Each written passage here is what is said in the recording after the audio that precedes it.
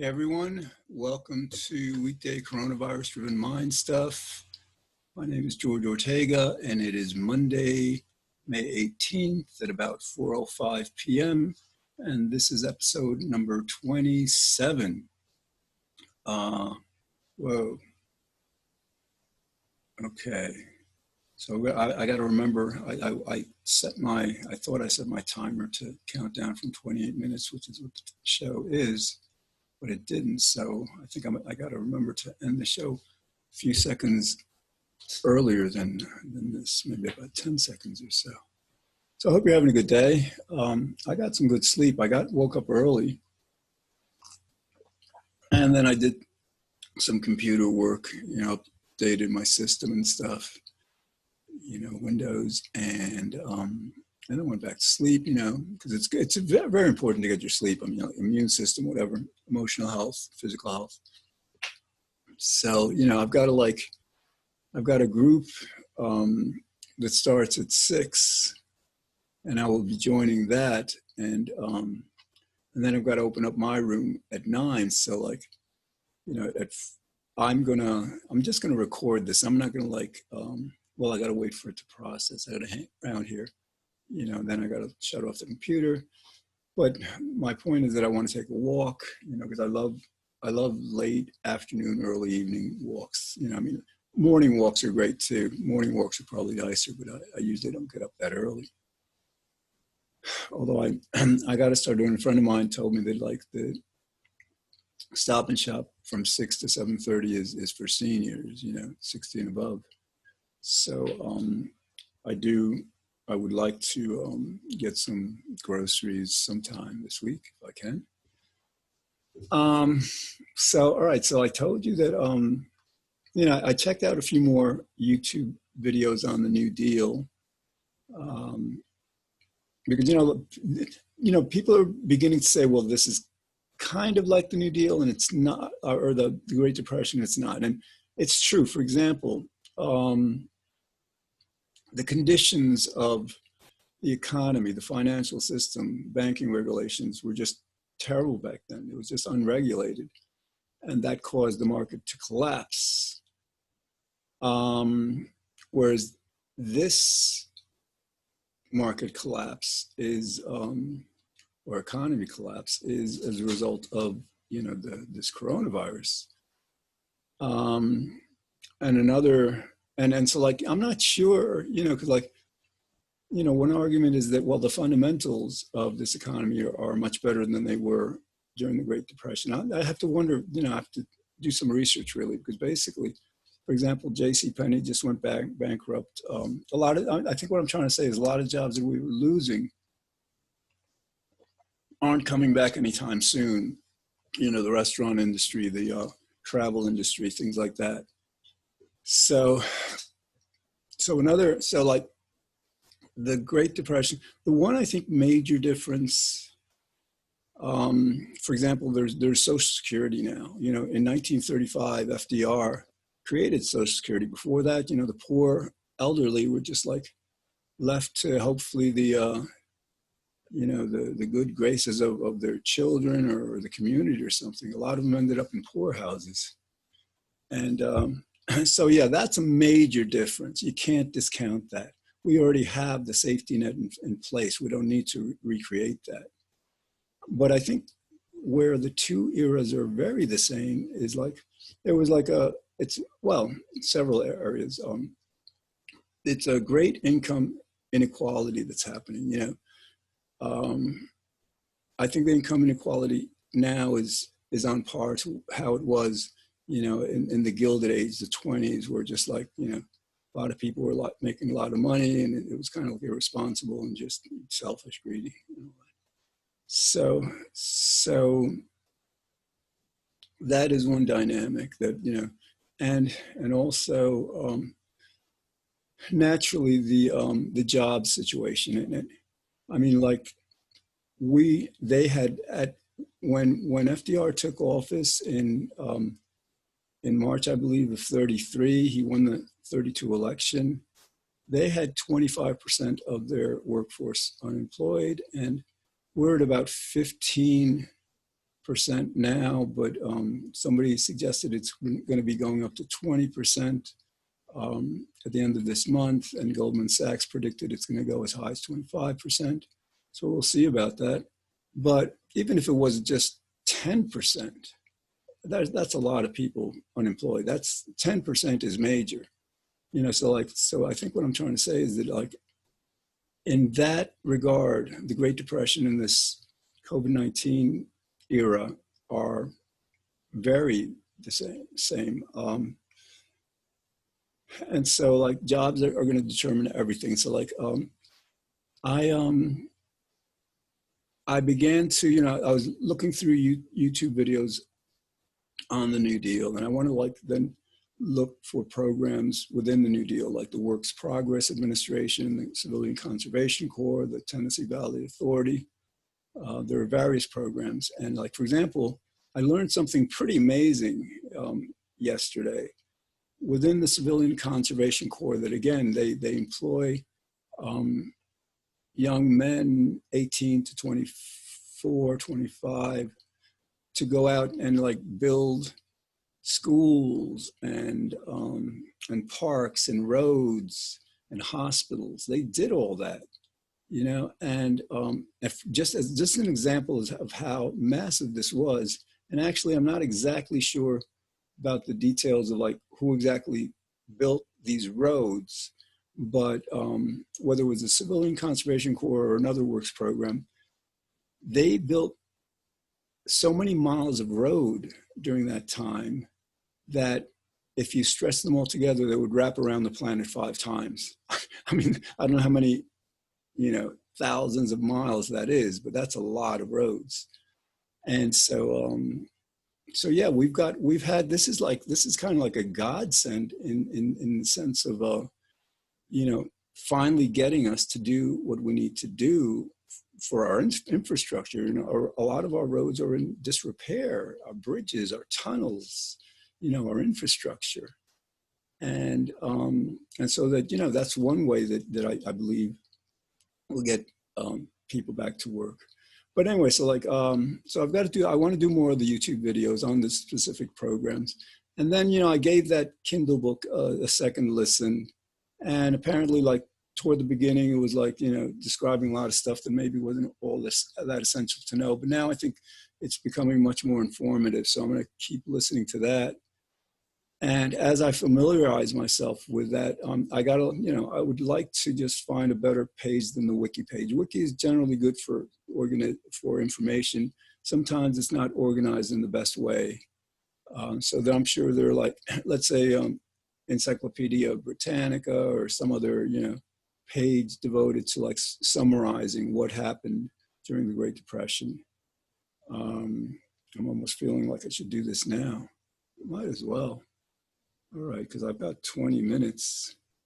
So hold on, I gotta, like, exit screen. This will take a few minutes. Whoops, I can't close that because that's the recording. Gotta open up my browser. And what I will do is keyword New Deal programs. And if I'm lucky, I'll get, all right, this is an organization called livingnewdeal.org. Let's see what they have. It's the first one that came up after Wiki. Okay, the New Deal was an amalgam of dozens of programs and agencies created by the Roosevelt administration and the Congress. Some came into being by law, some by executive order, some are well known, some are not, yada, yada. Let's see. Click here for all New Deal programs listed alphabetically. That sounds good. Or no, let's say for a chronology of programs, see New Deal timeline. That might be the one. And actually, yeah, no, this is not going to mean that much to me, but I'm going to read just basically, yeah, they have a pretty good list. So I'm definitely going to read this because I think it's fairly well organized. So in terms of economic stimulus and stabilization,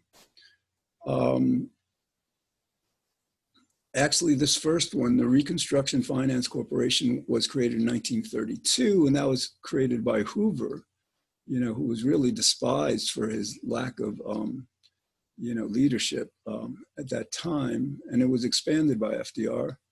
And that helped finance public works, industry, and national defense activities. All right. So now, starting with the FDR administration, you had and two of these programs were deemed unconstitutional by the Supreme Court. And I will get to that, I think. All right, the National Industrial Recovery Act created the National Recovery Administration, NRA, okay, that legalized industry collaboration for price controls and collective bargaining for labor. Okay, so I think that was deemed unconstitutional by the Supreme Court, but I think they through other ways, FDR did, allow the unions to form and to collectively bargain for wages and different benefits. And then in 1938, that was 1933, 1938, it was the Agricultural Adjustment Act of it was 1933, reauthorized 1938. So that created the Agricultural Adjustment Administration and introduced measures to reduce crop supply, stabilize prices, and support farm income. So basically what they were doing is they were paying farmers to not grow food because there was a glut of too much food on the market and the prices were low. So by that act, the prices rose for the farmers and they were able to make a better living. Now that was the second of FDR's programs that was deemed unconstitutional by the Supreme Court. Okay, and I think what happened is Roosevelt threatened to pack the court. He was going to, I think, increase the number from 9 to 15 or something like that. And that ultimately failed. And some historians will call it his greatest blunder, whatever. But I've read other accounts where that is what got, people to, in other words, some of the things in these two programs did go through, in a different form, perhaps.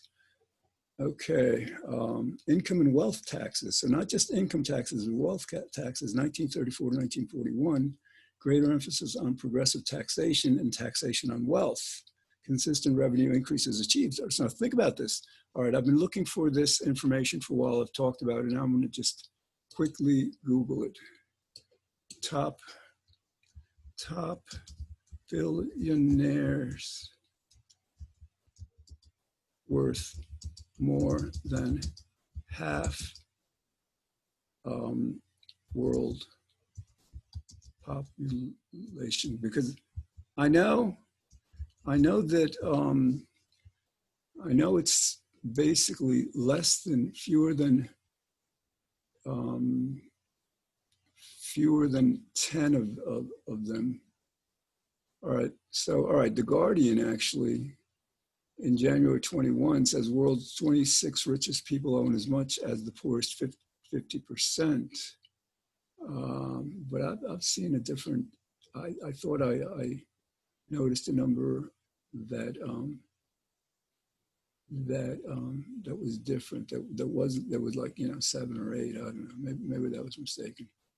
All right, but whatever, and whether it's 10 or 50, I mean, that's so wrong, especially when, about up to 10 million kids die every year of largely poverty-related causes like malaria and lack of clean water, lack of health care.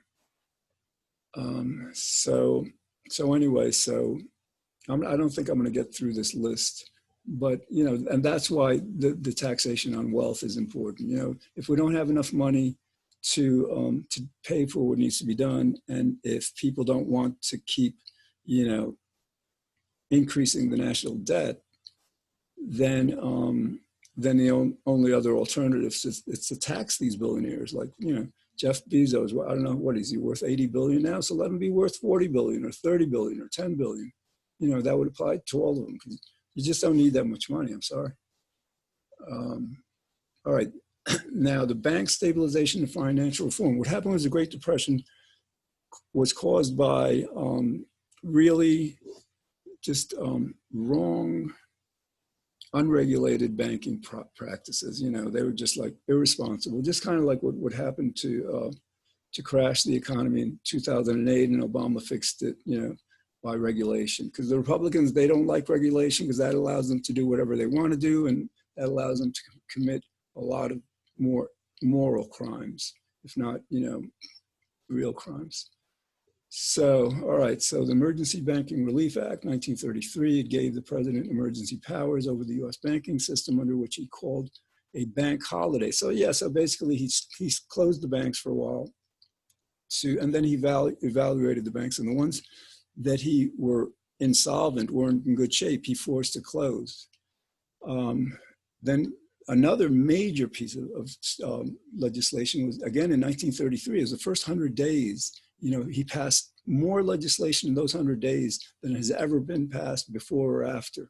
So this was called the Glass-Steagall Act, Banking Act, created Federal Deposit Insurance Corporation to insure personal bank accounts, separated commercial from investment banking, the firewall. All right, so like, again, like back then, if you put, I think it was, I forget how much it was, but now it's, I thought it was $100,000 FDI. If you put money in the bank up to today, I think 250,000, it's insured. If the bank goes under, you know, the government insures that money. So that was important. And the other part of it, the separated commercial from investment banking, I'm not sure about that, what that's about, but it's just, it made what the banks can invest in, you know, it makes sure they don't invest too heavily in very risky investments, you know, so they're acting responsible. Okay, the Securities Act, and there's a Security Exchange Commission, the SEC, you know, that regulates the financial markets. Before 1933, there wasn't any, you know, 1933, 34. So that's major. It allowed federal regulation of stock trading in public corporations. And the gold reserve is interesting. 1934 called in all private gold and created a government hoard. I don't know what that's about. Then there was Fraser Lemke Farm bankrupt. See, there's like, I mean, like, I'm just not, you know, I'm just beginning to go through this stuff. I've got 10 minutes, so it called in all, oh no, it protected farms from creditor repossessions, because a lot of farms were in danger of going under, and FDR prevented that from happening.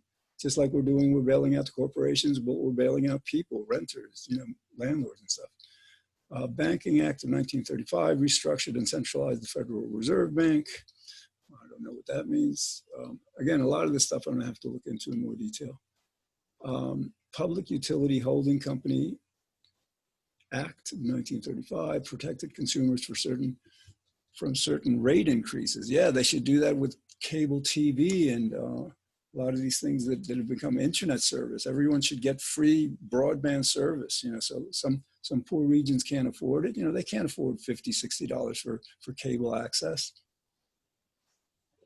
That really should be free. I mean, let the very, very rich pay for it. Or just let the prices come down. All right, relief and welfare. Federal Emergency Relief Act, 1933, created the federal. All right, so this is like, there were a lot of people like without jobs, and naturally they had to, you know, it's like our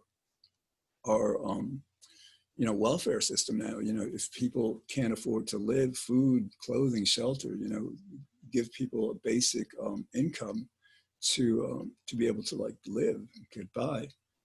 And so it distributed surplus food and commodities to those in need. Oh, that was the Federal Surplus Commodities Corporation. I'm sorry. The other one is like, it gave financial aid to states to support local relief programs for the destitute. Yeah, that's, again, the Federal Emergency Relief Act.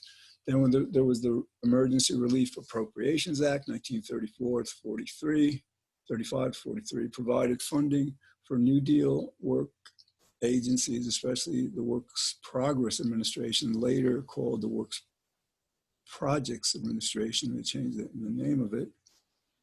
But that was That was major. That was major, and I'll learn more about that. Social Security Act, again, before 1935, if you were poor, well, you were pretty much on your own, you know, if you couldn't work. So they created the Social Security Administration to administer it. Um, Public Works, this is, all right, the Civilian Conservation Corps, 1933, created the Emergency Conservation Act, put employed, unskilled young men to work on rural and park improvements. But that so understates it. They did so much. Again, like enough roads to circle the globe 5 times. Tennessee Valley Authority, this is probably the first clean energy act. And we're gonna see a lot of this, because like this was dams, the Hoover Dam, you know, hydroelectric power. We're probably going to see a similar thing happening with solar power and wind power, you know, because we need to reduce greenhouse gases, and this is the perfect opportunity to totally ramp up that effort, you know, while employing, you know, millions of people. Public Works Administration, created under the National Industrial Recovery Act, paid private contractors to build large-scale projects proposed by states. Okay, again, I got to learn about a lot of this stuff. Civil Works Administration hired unemployed directly to work on local projects, became model for the WPA. That was 1933. Federal Emergency Relief Administration, FERA, 1933. Works programs to hire the unemployed and provide direct relief payments to the indigent. Okay, so there are various programs that did similar kinds of things. Works Progress Administration, okay, National Youth Administration, that's one I hadn't heard of, 1935, hired young men and women both in and out of school for work programs, okay. Rural Electrification Administration, a lot of the rural areas didn't have electricity. So created by executive order, so he didn't even need Congress to do this, you know, to bring electricity to isolated rural areas. That was great.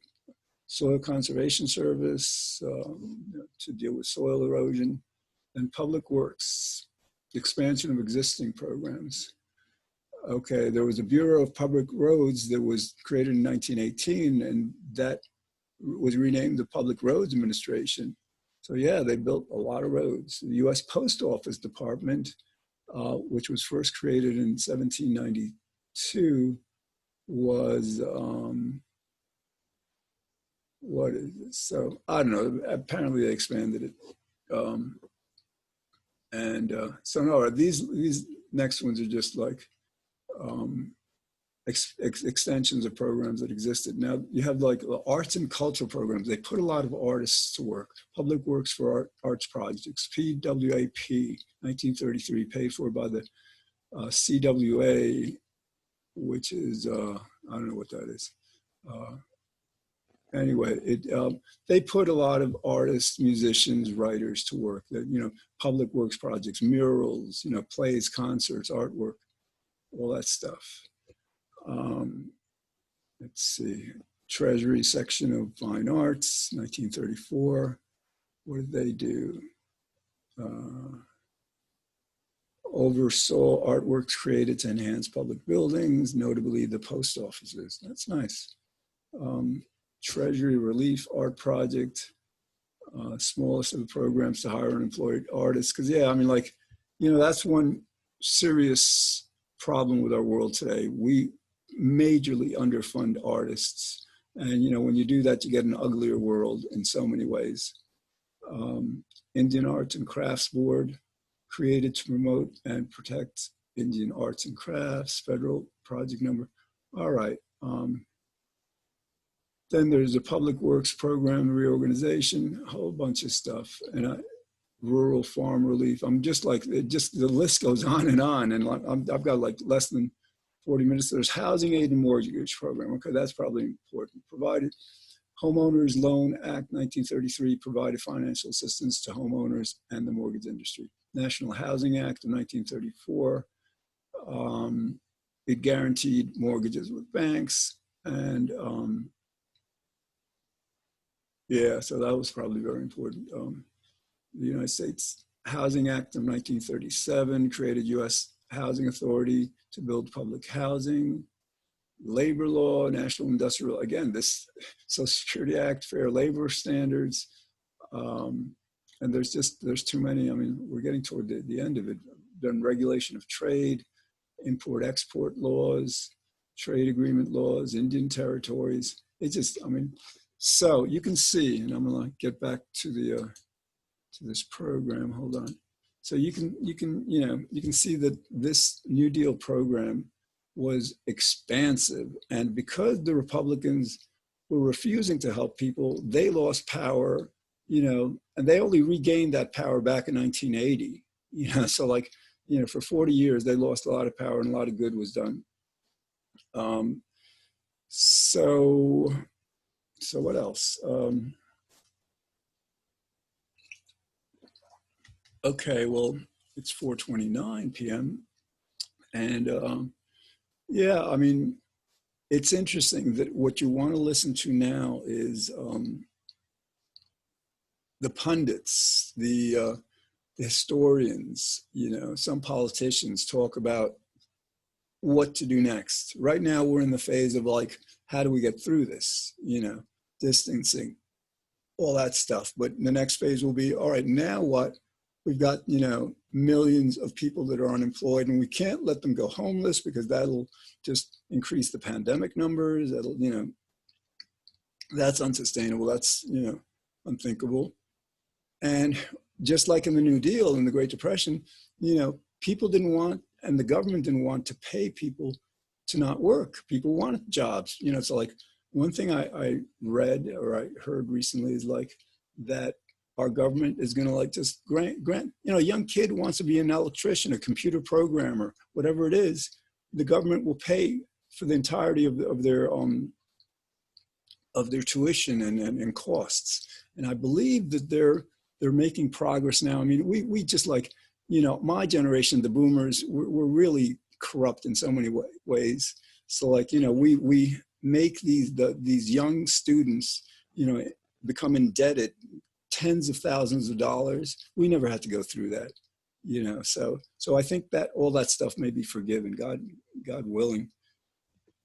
All right, so 54 seconds, and I just remembered that I got to close this early. So this is like every Monday through Friday, 5 p.m., White Plains Community Media, channel 76 if you get Optimum, and channel 45 if you get Verizon.